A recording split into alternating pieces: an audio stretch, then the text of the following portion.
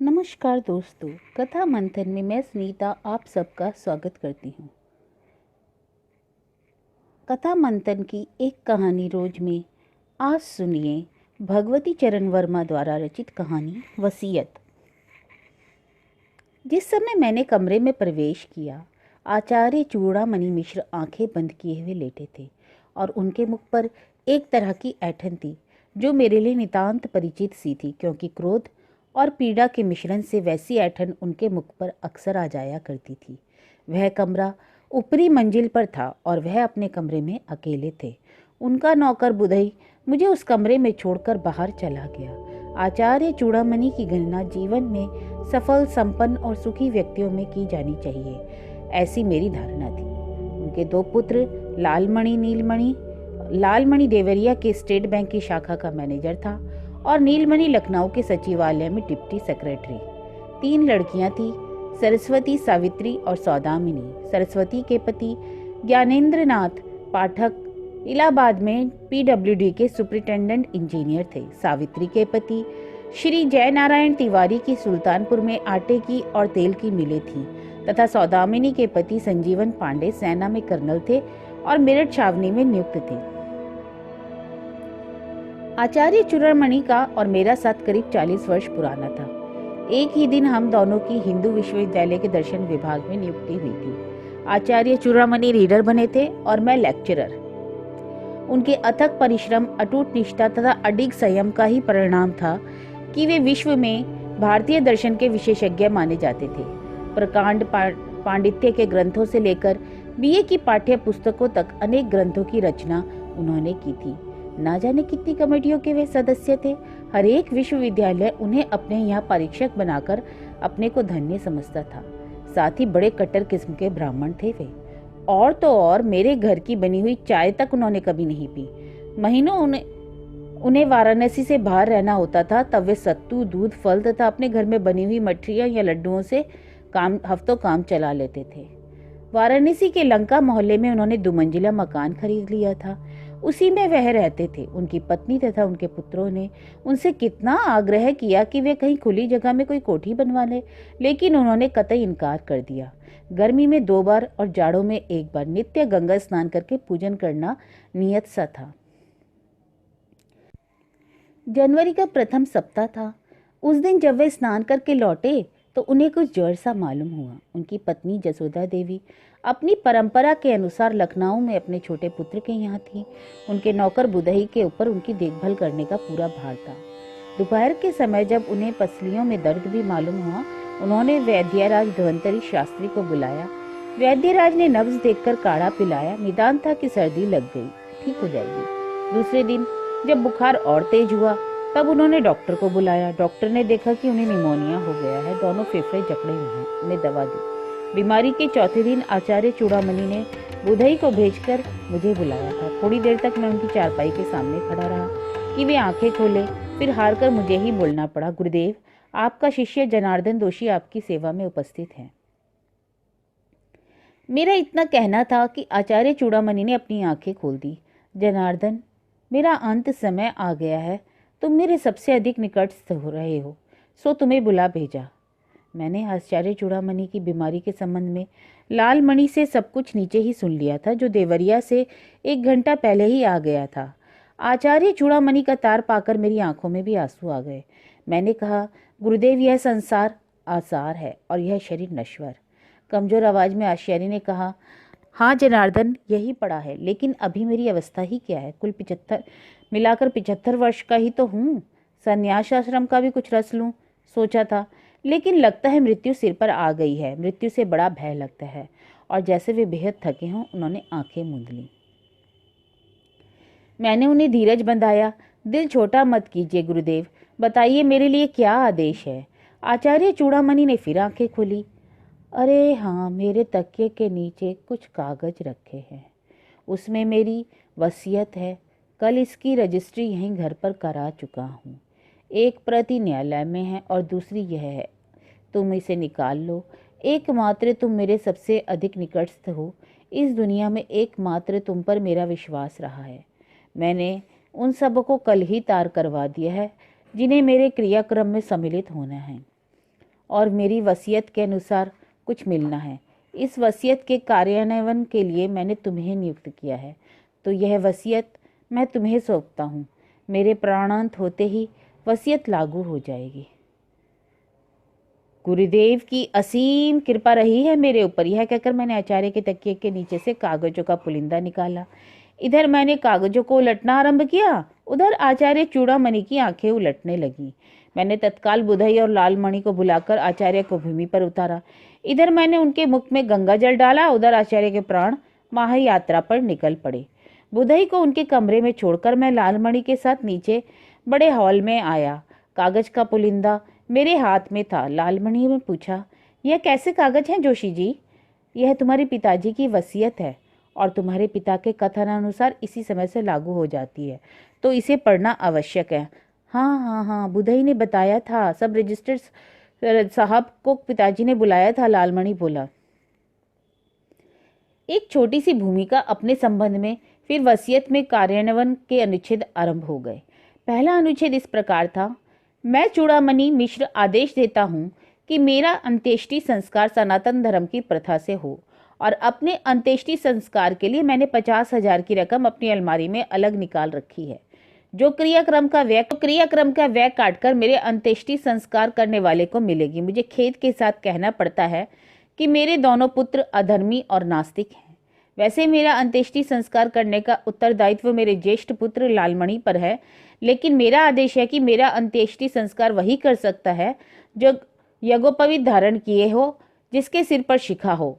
यदि मेरे ज्येष्ठ पुत्र में यह शर्त नहीं होती तो नीचे लिखी नामों की तालिका के अनुसार प्राथमिकता के क्रम से यज्ञोपवीत और शिखा धारण करने वाला ही मेरा अंत्येष्टि संस्कार कर सकेगा। और पढ़ते पढ़ते मैं रुक गया। लालमणि की ओर देखकर मैंने पूछा, क्यों चिरंजीवी लालमणि, तुम्हारी चोटी वोटी है कि नहीं, और यज्ञोपवीत पहनते हो या नहीं? कुछ उलझन के भाव से उसने कहा, चुटिया रख के कहीं स्टेट बैंक की मैनेजरी होती है, और जनेऊ हर दूसरे दिन मैला हो जाता है, सो हमने पहनना छोड़ दिया। तब तो तुम्हारे हाथ से 50,000 गए। तुम अंत्येष्टि संस्कार के योग्य नहीं हो। तुम्हारे बाद नीलमणि का नंबर है, उसने भी तो चोटी और जनेऊ नहीं है पहनी है। यह जो तीसरे नंबर पर हमारा चचेरा भाई है ना, जगतपति मिश्र, राजज्योतिषी, निहायत झूठा और आवारा, ग्राहकों को फंसाने के लिए एक बलिष्ठ की चोटी लहराती है और झूठी कस्में खाने के लिए मोटा सा जनेऊ पहने हैं। जगतपति मुझसे भी एक बार 5 रुपए ऐंठ ले गया था, तो मैंने कुछ सोचकर कहा, लालमणि, हमारी सलाह मानो तो तुम किसी नाई की दुकान पर तत्काल मशीन से अपने बाल छटा लो, तो 1/4 या आधी इंच की चोटी निकल ही आएगी, और वहां से लौटते हुए एक जनेऊ भी लेते आना। मेरी बात सुनते ही लालमणि तीर की तरह बाहर निकला, और लालमणि के जाने के बाद मैंने वसीयत का दूसरा अनुच्छेद पढ़ा। मैं चूड़ामणि मिश्र चाहता हूं कि मेरी मृत्यु की सूचना तार या टेलीफोन द्वारा मेरी पत्नी जसोदा देवी, मेरे पुत्र लालमणि, नीलमणि, मेरी पुत्रियां सरस्वती, सावित्री और सौदामणि तथा मेरे भतीजे जगतपति, श्रीपति और लखपति को दे दी जाए। अन्य सगे संबंधियों की सूचना देने की कोई आवश्यकता नहीं है। इन समस्त कुटुंब वालों की प्रतीक्षा 12 घंटे से लेकर 24 घंटे तक की जाए।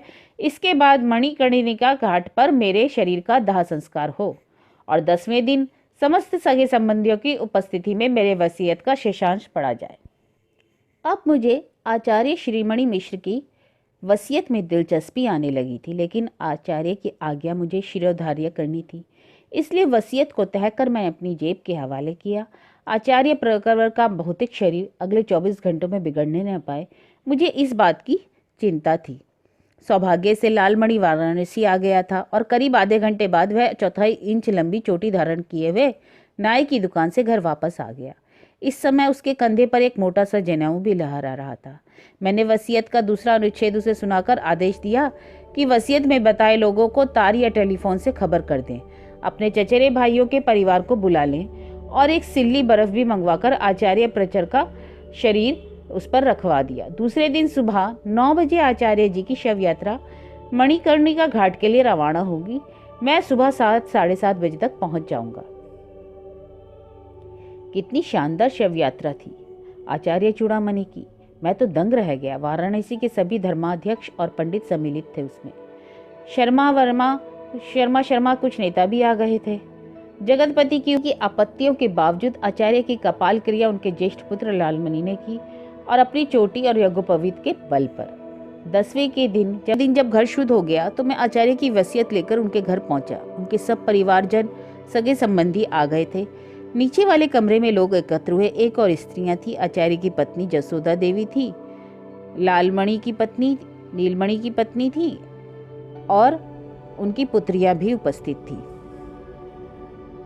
दूसरी ओर पुरुष थे, जिसमें उनके दोनों पुत्र, दामाद और भतीजे उपस्थित थे और बुधई तो सब लोगों की पान पानी से व्यवस्था कर रहा था। मैं उस समय तक अत्यधिक गंभीर था। आचार्य चूड़ामणि के आदेश का पालन करते हुए मैंने उनकी वसीयत का शेषांश अपने घर पर नहीं पढ़ा था। यद्यपि मुझे पढ़ने की अत्यंत इच्छा हुई थी।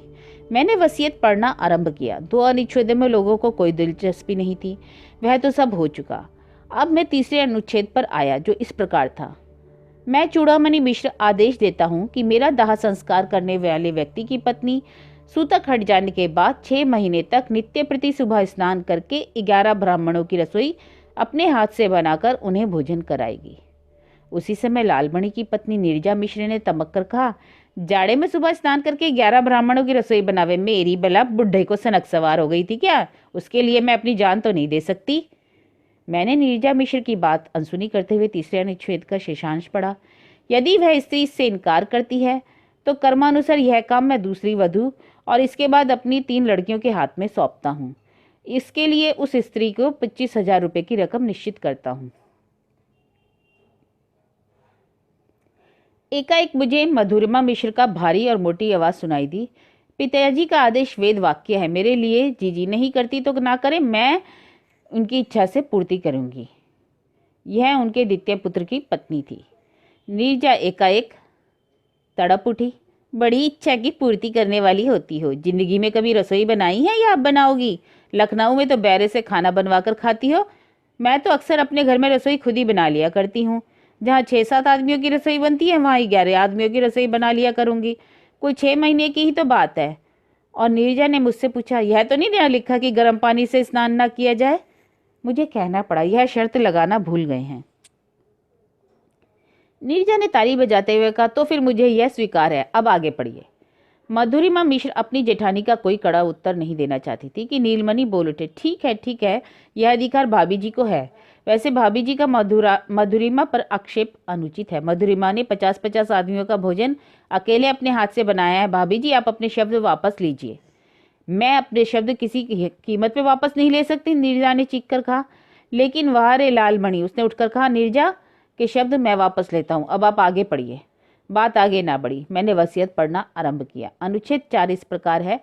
मैं चूड़ामणि मिश्र अपनी पत्नी जसोदा देवी से जीवन भर परेशान रहा। अत्यंत आलसी, चटोरी, लापरवाह स्त्री है ये।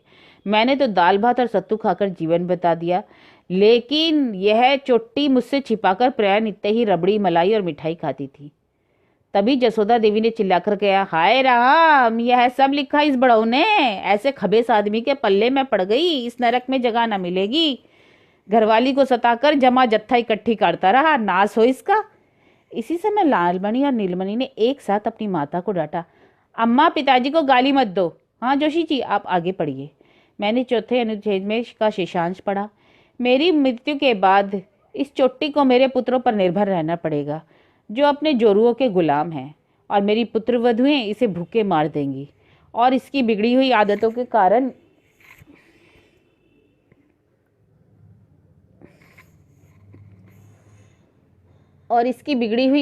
कारण इसे भयानक कष्ट होगा। इसलिए मैं जसोदा के नाम 2 लाख रुपए छोड़ता हूँ, जिसके ब्याज पर यह मजे में जिंदा रह सकती है। मैंने चौथा अनुच्छेद समाप्त ही किया था कि स्त्रियों के कक्ष में एक हंगामा सा खड़ा हो गया। जसोदा देवी हाय लालमन के पिता कहकर धड़ाम जमीन पर लेट गईं और अन्य स्त्रियों ने उन्हें घेर लिया। 10 सेकंड बाद ही उन्होंने रोना प्रारंभ कर दिया। तुम तो स्वर्ग चले गए लालमन के पिता, हमें इस नरक में छोड़ गए, हमें क्षमा करो, जो हमारे अनजाने में हमसे अपराध हो गया है।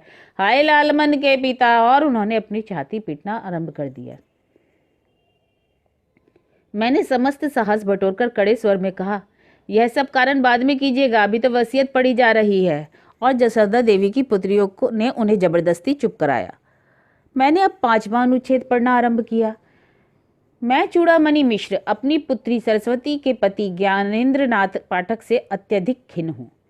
एक हफ्ता पहले मैंने एक खबर पढ़ी थी कि ज्ञानेंद्र नाथ पाठक के विरुद्ध 5 लाख रुपए गबन की इंक्वायरी की मांग उठाई गई है असेंबली में।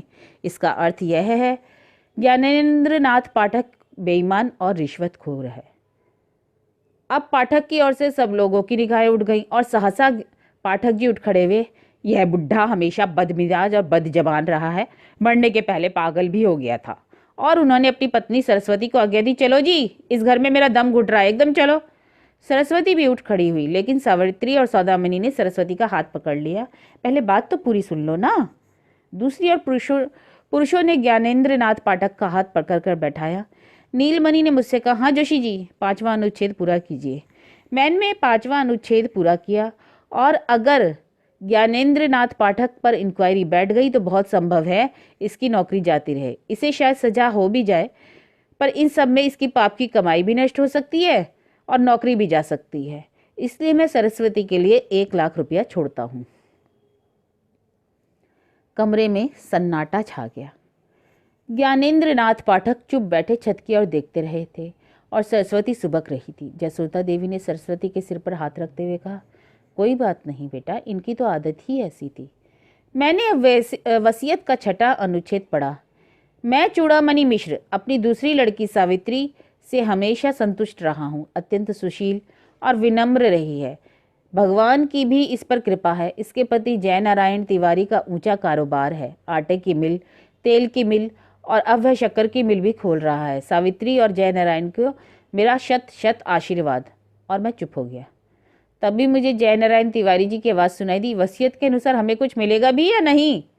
यह तो उन्होंने नहीं लिखा। 6वां अनुच्छेद समाप्त हो गया, केवल आशीर्वाद दिया है आपको, वो भी शत शत। और अब सावित्री ने रो रो कर कहना आरंभ किया, पिताजी हमेशा हम लोगों से जलते रहे, हमारी संपत्ति का बखान करते हैं। उन्हें क्या पता कि इस साल हमें 2 लाख रुपए का घाटा हुआ है। जय नारायण तिवारी ने सावित्री को डांटा, क्यों घर का कच्चा चिट्ठा खोल रही हो? घाटा हुआ है तो हमें कोई उसे पूरा तो नहीं ना कर सकता है, जो बोल रही हो सबके सामने। कर्नल संजीवन पांडे ने कड़े स्वर में कहा, तिवारी जी, गाली वाली देना हो तो अपने मजदूरों और मताहतों को देना, यहाँ दोगे तो मुंह तोड़ दिया जाएगा। मैंने सब लोगों से हाथ जोड़कर फिर विनयपूर्वक कहा, पहले वसीयत समाप्त हो जाए तब आपस में लड़िए। काफी चाव चाव के बाद सब लोग शांत हो गए। मैंने अब 7वां अनुच्छेद पढ़ा। मैं चूड़ामणि मिश्र अपनी छोटी लड़की सौदामणि का मुंह नहीं देखना चाहता। यह मेरे नाम को कलंकित कर रही है। बाल कटे हुए अंग्रेजी में बात करती है। मुझे बताया गया है कि यह कभी कभी सिगरेट और शराब भी पी लेती है। यद्यपि मुझे इस पर विश्वास नहीं होता।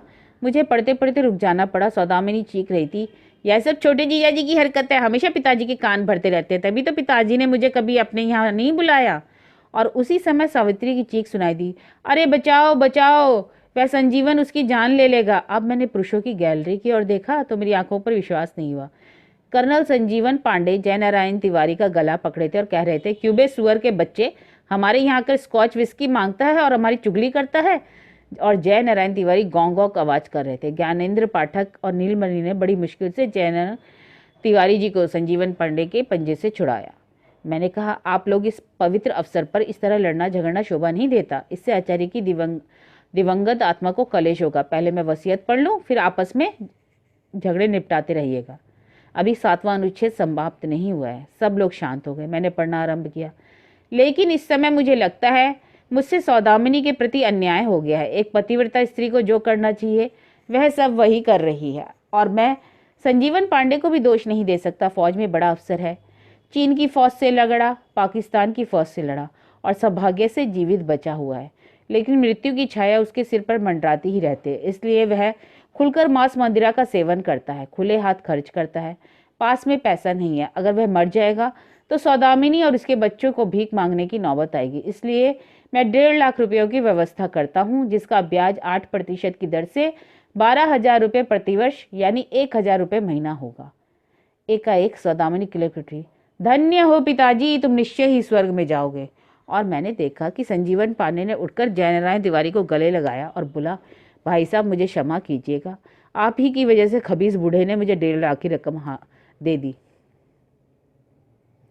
मैंने संजीवन पांडे को डांटा, तुमको शर्म नहीं आती जो अपने पिता तुल्य पूज्य आचार्य को खबीस बुढ़ा कह रहे हो? अच्छा, मैं 8वां अनुच्छेद पढ़ता हूँ।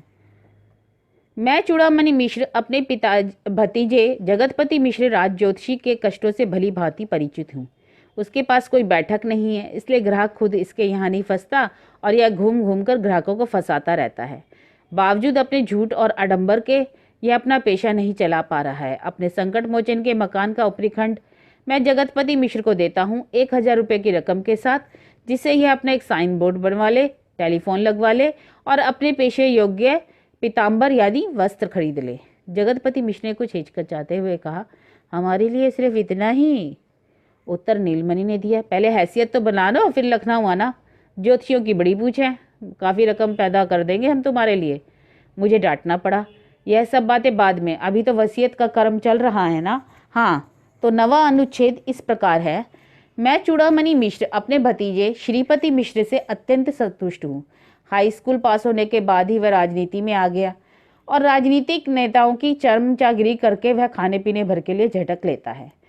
लेकिन उससे केवल इतने में संतोष नहीं कर लेना चाहिए, उसे स्वयं एमएलए या मिनिस्टर बनना चाहिए। मैं जानता हूँ कि चुनाव लड़ने के लिए पूंजी की आवश्यकता है, क्योंकि एक चुनाव में 50-60 हज़ार रुपयों का खर्च है। मैं श्रीपति मिश्र के लिए 50,000 रुपये की व्यवस्था करता हूँ, ताकि वह अगला चुनाव लड़ सके। अपनी मक्कारी, छल कपट और गुंडागर्दी के बल पर श्रीपति अपने प्रदेश का ही नहीं, भारतवर्ष का बहुत बड़ा नेता बन सकेगा। हर्ष अतिरेक से उमड़ते हुए अपने आंसुओं को पोंछते हुए श्रीपति ने कहा, चाचा जी, आपने मेरे चरित्र पर जो लांछन लगाया है वह सरासर अपने भ्रम के कारण, लेकिन मैं आपके आदेशों का पालन करूंगा। अब मैंने 10वां अनुच्छेद पढ़ा। मैं चूड़ामणि मिश्र अपने भतीजे लोकपति मिश्र का आदर करता हूँ। विनम्र, शिष्ट, अध्यावासी और पंडित। अपने अथक परिश्रम और अपनी योग्यता के बल पर ही वह संस्कृत महाविद्यालय के प्राचार्य बन सका है। मैं अपनी समस्त पुस्तकें उसे देता हूँ, जिसकी जिल्दें बनवाकर वह मेरे मकान के नीचे वाले खंड में एक अच्छा सा पुस्तकालय स्थापित कर दे। इसी मकान में वह आकर रहे भी और जसोदा की भी देखभाल करे। जसोदा की मृत्यु के बाद वह इस मकान के नीचे खंड का स्वामी लोकपति मिश्र होगा, और अगर जसोदा लोकपति के साथ ना रहना चाहे तो वह अपने पुत्र पुत्रियों के साथ कहीं दूसरी जगह भी रह सकती है। ऐसी हालत में जसोदा के जीवन काल में ही इस नीचे के खंड पर लोकपति का स्वामित्व हो जाएगा। पुस्तकों की जिल्दें बंधवाने के लिए तथा रैक खरीदने के लिए मैं 2000 रुपयों की व्यवस्था करता हूँ। लोकपति ने भूमि पर अपना मस्तक नवाकर कहा, चाचा जी का आदेश शिरोधार्य है, लेकिन जिल्द बंधाई और रैक के खरीदने के लिए यह रकम बहुत कम है। तभी मुझे लालमणि की आवाज़ सुनाई दी, इसमें 1000-2000 और जो लगे मुझसे ले लेना भाई। 11 अनुच्छेद इस प्रकार था। मैं चूड़ामणि मिश्र अपने सेवक बुधई से बहुत संतुष्ट हूँ, जो गत 20 वर्षों से मेरे अंत समय तक बड़ी लगन और बड़ी भक्ति के साथ मेरी सेवा करता रहा। भोजन यह मेरे यहाँ करता था, वस्त्र यह मेरे पहनता था, अपनी तनख्वाह यह पूरी की पूरी अपने घर भेज देता था। तो मैं आदेश देता हूँ कि मेरे समस्त वस्त्र सूती, रेशमी और ऊनी बुधई को दिए जाएं। भंडारघर में जितना भी अनाज, घी, चीनी है, यह सब भी बुधई को दे दिया जाए और मेरी ओर से 100 रुपये देकर इसे विदा कर दिया जाए। यदि मेरे कुटुंब का कोई व्यक्ति बुधई को अपने यहाँ नौकर रखना चाहे तो इसके में मुझे कोई आपत्ति नहीं है। जसोदा देवी ने कड़क कर बुधई से पूछा, अरे हो, कितना सामान है भंडार में? बुधई ने हाथ जोड़कर कहा, 1 बोरा चावल, 1 बोरा गेहूँ, 5 किलो चीनी, 1 मन गुड़, 1 टीन घी और 2 कनस्तर सत्तू हैं, दाल भी थोड़ी थोड़ी है। जसोदा देवी ने कहा, 13 ही के दिन भी तो भोज होगा, यह अनाज उसमें काम आएगा, बुधई को कैसे दिया जा सकता है? मुझे बोलना पड़ा। बोझ का प्रबंध लालमणि को करना पड़ेगा, जिन्हें इस सब के लिए 50,000 की रकम मिली है। लालमणि अगर चाहे तो यह अनाज बुधई से बाजार के भाव पर खरीद ले। लालमणि ने कहा, यह सब बाद में देखा जाएगा, अब आप वसीयत का शेषांश पढ़िए। 12वें अनुच्छेद की प्रतीक्षा में सभी लोग थे, जो इस प्रकार था। मैं चूड़ामणि मिश्र अपने मकान के रूप में अचल संपत्ति तथा बैंक में जमा 11 लाख रुपयों की चल संपत्ति का स्वामी हूँ। यह 11 लाख की रकम पिछले अप्रैल से मेरे नाम थी। ब्याज लगाकर यह रकम और बढ़ गई होगी। संभवतः इस राशि पर मृत्यु कर भी देना होगा, तो मृत्यु कर देने के बाद जो रुपया बचे उसमें से इस वसीयत में निर्धारित राशियां बांट दी जाएं और जो बचे वह बराबर भागों में लालमणि और नीलमणि में वितरित हो जाएं। मैंने कुछ रुककर कहा, वसीयत समाप्त हो गई है, केवल एक फुटनोट है मेरे लिए अलग से, अगर आप कहें तो उसे भी पढ़ लूँ। एक स्वर में सब लोगों ने कहा, हाँ हाँ, आप उसे भी पढ़िए। फुटनोट इस प्रकार था, मेरे परम शिष्य जनार्दन जोशी, तुम्हारा उत्तरदायित्व केवल इस वसीयत को मेरे परिवार वालों को सुनाना होगा। इस वसीयत की रजिस्ट्री हो चुकी है जो अदालत में मौजूद है। तो जनार्दन, तुम इस वसीयत पर परिवार वालों के हस्ताक्षर लेकर अदालत में तत्काल जमा करा देना। जहाँ तक तुम्हारा संबंध है, तुम हमेशा भावनात्मक प्राणी रहे हो। तुम्हें भौतिक दर्शन पर विश्वास नहीं रहा। मैं ना तुम्हें सारल पढ़ा है, ना चार्वक का दर्शन पढ़ा है, एकमात्र वेदांत के तुम पंडित रहे हो। मुझे तुमसे कभी कभी ईर्ष्या होने लगती है कि कितना संतोष है तुम्हें, तुम्हारे मन में कितनी शांति है। मैं निसंकोच कहता हूँ कि तुम मेरे सबसे अधिक निकटस्थ हो। मैं तुम्हें अंतिम उपहार के रूप में अपना परम प्रिय तोता गंगाराम भेंट करता हूँ, जिसे मैंने अपने प्राणों की तरह पाला है। जब तुम अदालत से इस वसीयत को जमा करके लौटना, तब बुधई से गंगाराम को ले लेना। मैंने घड़ी देखी, 10 बज चुके थे। मैं उठ खड़ा हुआ। अदालत खुल गई होगी। मैं पूज्य गुरुदेव की आज्ञा अनुसार यह वसीयत वहाँ जमा करके वापस लौटता हूँ। अदालत में मुझे अधिक समय नहीं लगा। 12 बजे ही मैं लौट आया। बुधई ने तोते का पिंजरा मुझे थमा दिया। लंका से 80 घाट अधिक दूर नहीं है जहाँ मेरा मकान है। पिंजरा हाथ में लेकर मैं पैदल ही चल पड़ा। उस समय मेरे मन में परम संतोष था।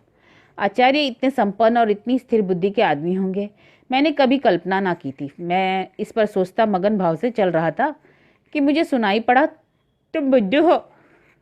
मैं चौंक पड़ा, बिल्कुल साफ आवाज़, और मैंने अनुभव किया कि यह आवाज़ तोते के पिंजरे से आई थी। इस आवाज़ को सुनकर मेरे विचारों ने पलटा खाया। आचार्य ने लाखों रुपए उन लोगों को बांट दिए जिनसे वे बेहद नाराज थे, जिन्हें वे गालियां देते थे, लेकिन मेरे लिए उन्होंने एक पैसे की व्यवस्था ना की।